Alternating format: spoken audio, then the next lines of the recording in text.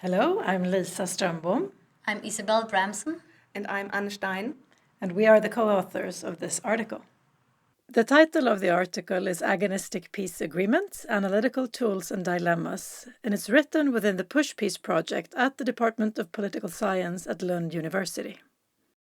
The article develops an analytical framework for how agonistic peace can be implemented and promoted in peace agreements.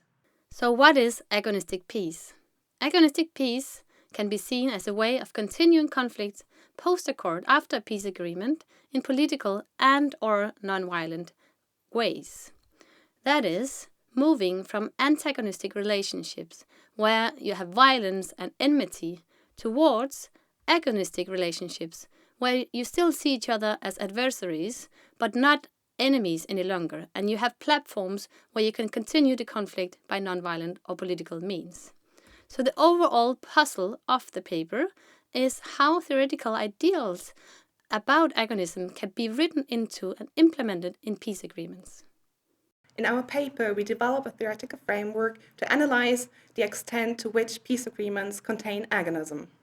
Based on 3 building blocks: agonistic spaces, agonistic inclusion, and agonistic framing. So what does the first indicator, agonistic spaces, actually means in the concrete? One of the most central elements of an agonistic approach is the proposal of platforms and institutions where conflict can be continued after the signing of the peace agreements by means of dialogue and passionate, non-violent contestation. However, institutional development is an underdeveloped area in agonistic research, and therefore this indicator attends to what others have already called the institutional deficit in agonistic theory, where the important role of institutions on the path towards agonistic relations and agonistic peace are stressed, yet often failing to detail how those institutions should be composed. Therefore, the first indicator focuses on where and how interactions between former antagonists should be played out. Firstly, when it comes to the questions of where, we focus on top-down constructs of spaces for agonistic interactions on top, mid, and grassroots levels under agreement. Importantly, we claim that in order to reach agonistic potential, peace agreements should also ensure spaces for non-violent resistance and dissident voices to interact with the political elite level. Secondly, it is also important to focus on how the interaction between former enemies is envisioned. By that, we shift the attention to the dialogical characteristics of agonistic spaces. In the Oslo Agreement, for example, the linkage to agonism are much more limited, even though they include all 3 formal tracks that allow for negotiations on different societal levels. A prime example of how agonistic spaces can be written into a peace agreement is visible in Colombia, as the agreement explicitly mentions the role of contentation and protest together with dialogue forums on all 3 levels. The second indicator concerns agonistic inclusion.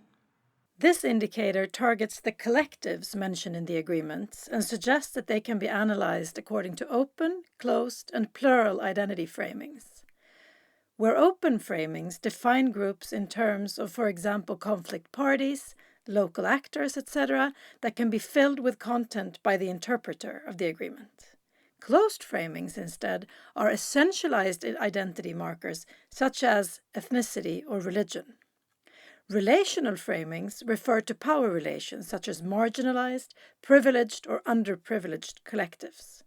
Lastly, we add intersectional framings, where mutual and overlapping identities such as class, gender, and religion can coexist in the agreement. We suggest that the more closed and essentialized framings, the less agonistic the agreement, and the more open, relational, and intersectional identities framings held, the more agonistic it is. The Oslo Agreement has very closed identity framings and only mentions Israelis and Palestinians as relevant conflict parties, whereas the Belfast Agreement presents several and overlapping identity framings beyond only unionists and loyalists. Lastly, this third indicator, agonistic framing, underlines how the substance of the conflict is framed in the accord.